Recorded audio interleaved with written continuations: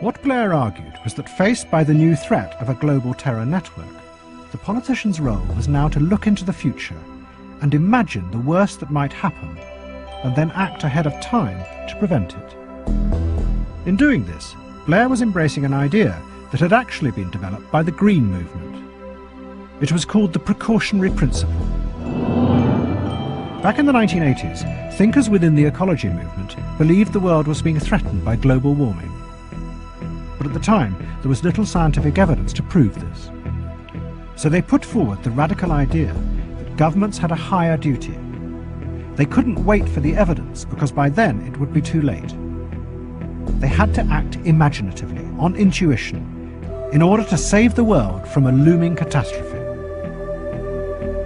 In essence, the precautionary principle says that not having the evidence that something might be a problem is not a reason for not taking action as if it were a problem.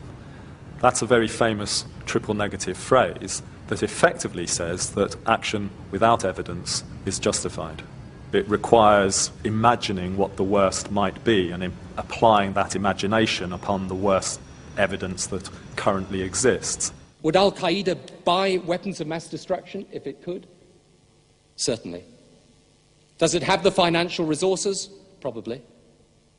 Would it use such weapons? Definitely. But once you start imagining what could happen, then there's no limit. What if they had access to it? What if they could effectively deploy it? What if we weren't prepared?